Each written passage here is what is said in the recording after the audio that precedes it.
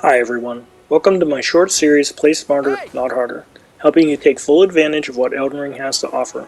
In this episode, we're going to be going over critical damage from ripostes and backstabs. This video ended up being a good bit longer than some of the other ones, but there's a lot to unpack here and it's not quite as simple as you might think. I wanted to make sure that I was showing in-game examples of how things work and trying to explain it the best I could. Also, I couldn't do a riposte video without including the Dagger talisman, which increases critical damage. Since that talisman's deep in Volcano Manor, this video also includes a fairly thorough walkthrough of Volcano Manor to get to it. Feel free to skip that chapter if you like. Alright, let's get to it. Let's jump to the first thing that most people think about when they think of criticals and ripostes. The Misericord Dagger. It's located here in Stormveil Castle. From the Rampart side of Grace, go down the lift to the room where the Grafted Scion is. Then enter this room with the door locked by the Stone Sword Key seal. Use the Stone Sword Key to gain access to the armory. The dagger can be found on a corpse in the corner of this room. I've already picked it up, so it's not there right now, but it'd be right here. Grab the iron wet blade before you leave the room as well. Now most people might think that that's all there is to it. The Misericord is the best riposte weapon in the game. Well, is it really? Let's explore some of that. I'm going to pick up the Lordsworn Greatsword here at the very beginning of the game. It has a 110 critical. Next, we're going to go for the Executioner's Great Axe. It's a drop weapon, so you will have to farm it. The drop rate's pretty good though. You're going to want to head to this graveyard here, behind Stormveil Castle, behind the church. If you followed my other videos, you would know that you want to use a weapon with strike damage, equipped with the Ash of War's Sacred Blade to deal with these skeletons. We're going to deal with the ones in the trees quick, and the one that will drop the axe is this big guy here. He's pretty tanky and he hits pretty hard, so you will have to be careful at low levels. It typically doesn't take me very long to get this drop, and I feel like I have the worst farming luck in the game. Unfortunately, this weapon does have a 34 strength requirement, and we're still pretty much base level, so we're going to have to get pretty creative here. Let's go grab one of my favorite things. We're going to grab the crown off of this battle mage here in Altus Plateau. The battle mage crown will give you 2 strength and 1 intelligence. It's great for low level twinking. Fortunately for me, the samurai class has just enough strength that I can get the 34 strength with the crown, the Star Scourge talisman, Radagon Sword Seal, and the strength physic tier. Alright, let's go see all these weapons in action. Here I'm just showing you that they're all +0 and everything that I'm utilizing. I'm going to be utilizing the Dex physic tier to give me more Dex to hopefully favor the dagger more than the other weapons, since the dagger's going to scale better with Dex. Second time's the charm. The dagger does 1 damage point for 273. Let's check out the Greatsword.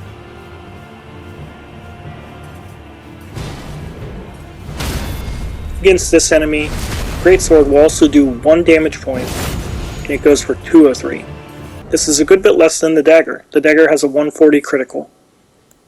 Let's see what this Great Axe can do.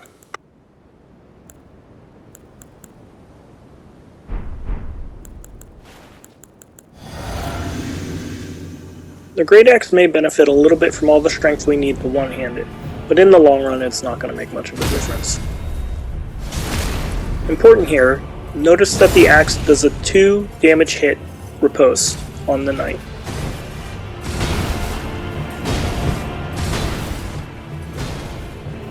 In the first test, both the dagger and the greatsword only do a single damage point when they riposte this knight enemy. The dagger outdamaged both the sword and the axe. You might be thinking that's all, but unfortunately the riposte system in Elden Ring is a little more complicated than that. Let's examine. Against this larger, more main boss enemy, the dagger is going to do a 2-hit damage riposte, similar to the Great Axe we just saw. Let's check out the Great Sword. The Great Sword will also do a 2-hit damage riposte to this particular boss.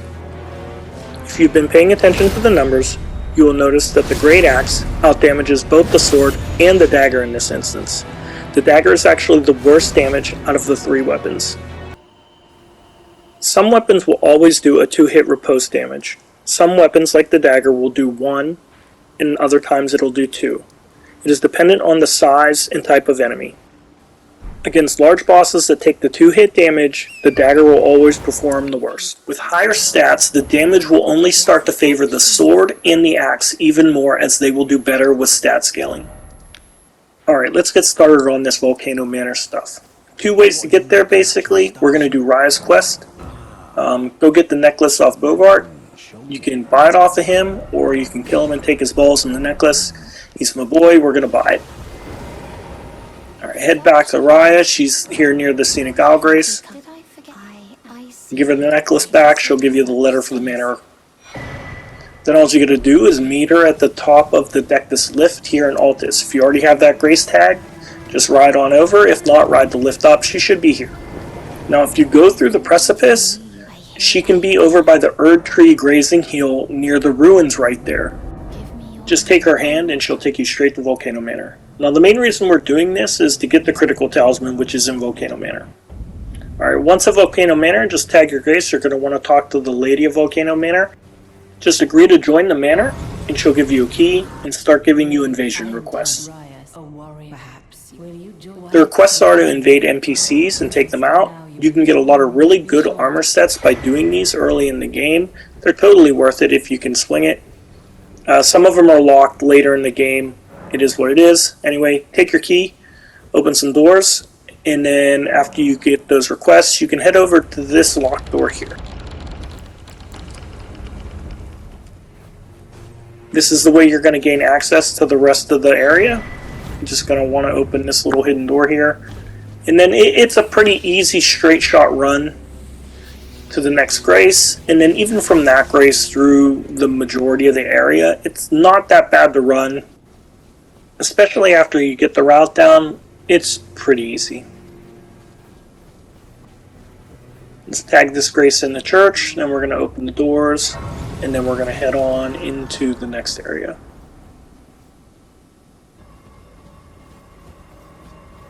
Again, we're just basically going to play Running Souls at this point.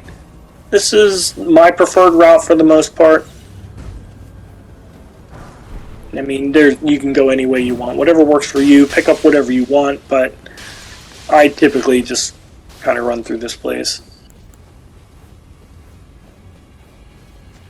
So we're just going to want to head across this bridge, and then we're going to head to the left here, avoid opening the door. You might get tagged there by that guy.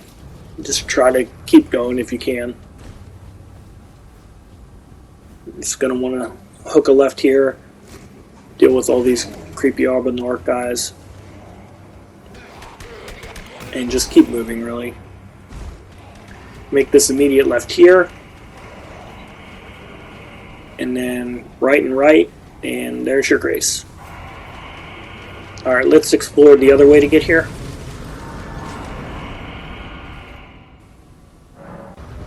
Alright, the other way to get here is through the abductor virgin at the bottom of this elevator in Raya Lucaria.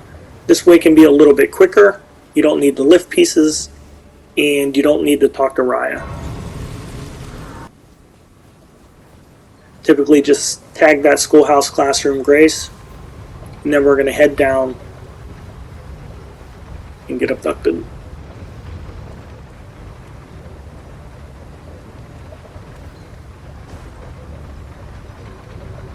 Alright, the main thing here is you don't want to die before you get grabbed. So a lot of times this guy will charge you with an attack. Just hold block to tank as much as you can, and then you should get grabbed and you should have plenty of health left. And, you know, low enough health that you can die. If it doesn't kill you in one, just go at it again. Now this is going to put you in the prisoner area of Volcano Manor. There's a few stipulations here. Once you get abducted, if you don't have any other Manor Graces tagged, you cannot teleport out of this area. You are essentially trapped. You can probably use a Site of Grace to get out of here, the item. But other than that, you're trapped here unless you can get to a Grace or some other way out. I'm going to show you how to get to the Grace from here real quick. There's lots of reasons to come here. A lot of people like to come here to grab the Somber Stones. You can get a 5 and 6 in this area alone. Then the 7 is after you kill Godskin Noble, and we're going to go over that briefly as well. I like to have quick step. I like to buy the hand axe from the merchant near Fort Height. It comes with quick step on it. Just kind of keep it handy for situations like this, any lava situations and swamps that you can't run through. Alright, just head over here, make this nice little jump, and then you have access to the same grace we just tagged in the other route. Alright, now we're going to head up the other way. We head up the lift to get to the Godskin Noble boss. Now, here's the nice thing. If you've taken Rai's hand and come the other way through the church, you can activate this shortcut. If you haven't gone through the entire manor area, the church door will be locked, so this shortcut isn't really possible.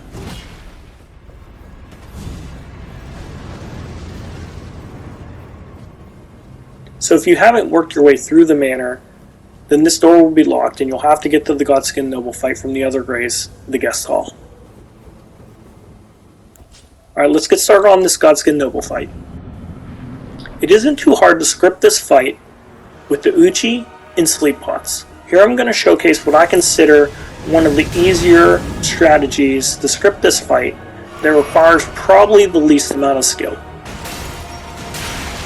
The main sequence here is to sleep the noble, take out some benches just for safety purposes, if you're like me and you get hung up on them all the time.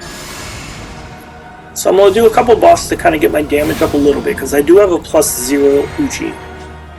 Alright, the sequence is 1 unsheath R2, 4 slashes, and then another R2 to get a posture break.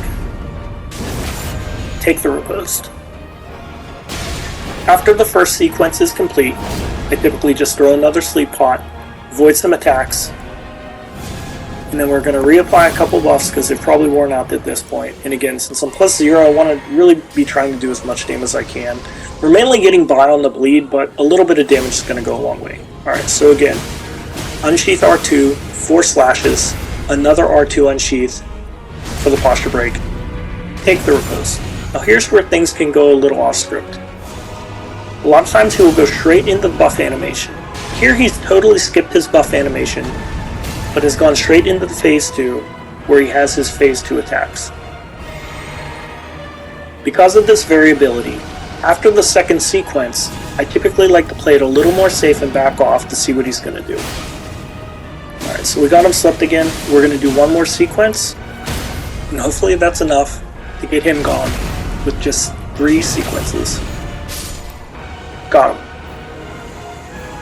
A few things to consider about this is your prep. Make sure you have typically at least 3 blue flasks. Always keep an eye on your blue juice, as it will run out with the sleep pots and the Ashes of War, as well as the buffs. There are other ways to script the Godskin Noble fight, but in my opinion they often require a little more precision play. The script that I use is a little more forgiving than some of the others. Okay, let's continue our way to the critical talisman. I'm going to take this little shortcut here, just because. Again, quick step kind of comes in handy sometimes. I like to run around the far side of this abductor. Doing this, you're less likely to get hit.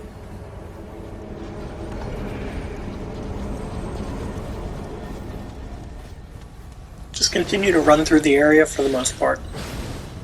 We're going to try to sneak past this Abenarch a little bit, just so we can activate the shortcut lift that goes back down to the temple.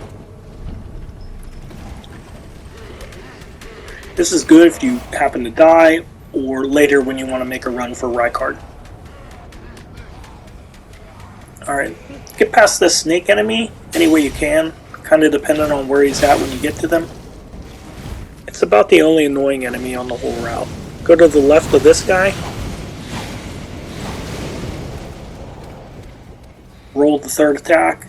Get to the door. With any luck, no one follows you. I got pretty lucky here. That one snake guy was right on my tail. I thought for sure they were going to follow me the whole way to the door. Go up the left side of stairs. There's a snake that always goes down the right set. Alright, make your way to this door. This seal requires 2 stone sword keys, so make sure you have 2 in your inventory before you make this run.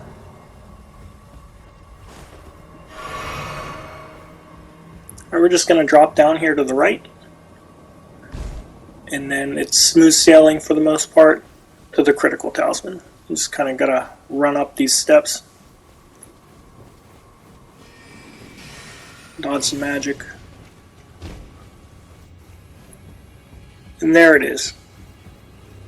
From here we're going to keep going though to pick up one more item that can be useful on riposte builds. Drop down, take out the Sabinord, grab the rune arc while you're up here, and then we're going to head for the Ash of War Royal Knight's Resolve.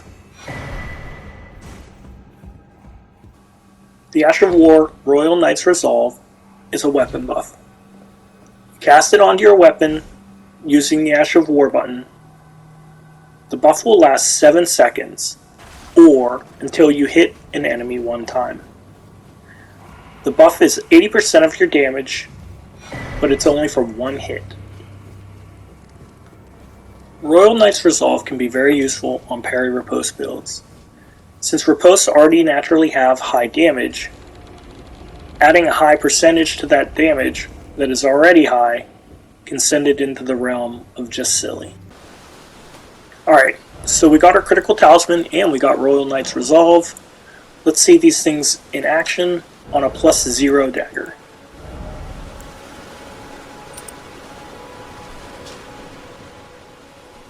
Good old Crucible Knight parrying dummy. I never get it on the first try, do I? So, with a few buffs, we went clean up to 460 some, over 273. We can see the damage a little bit later without the other buffs. One thing about Royal Knight's Resolve is, since it's an Ash of War, and you have a parry shield, simply pressing the Ash of War button will not activate the buff. You will need to either two-hand the weapon, or put the shield away with nothing else in your left hand to do the buff onto the weapon. This can be a little bit tedious at times, so some enemies it might be worth it, some enemies it might not be worth it. It's really up to the player to decide this. Against the aggressive Crucible Knight, where I'm primarily just going to parry him anyway, and not attacking a whole lot else, I do think it's worth it against this enemy.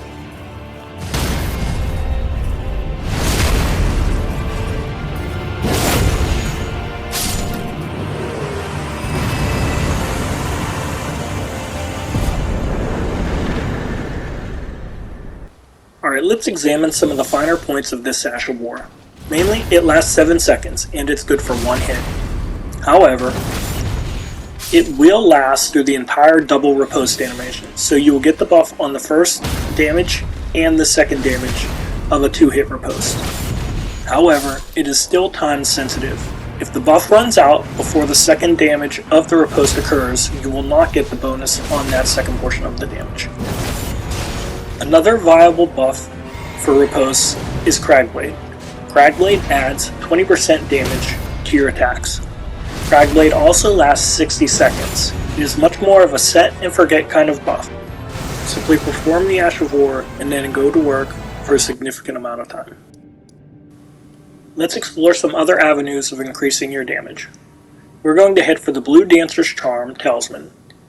It is in this cave near the Saint's Bridge. Simply jump off the bridge to the jump stream and make your way to the cave.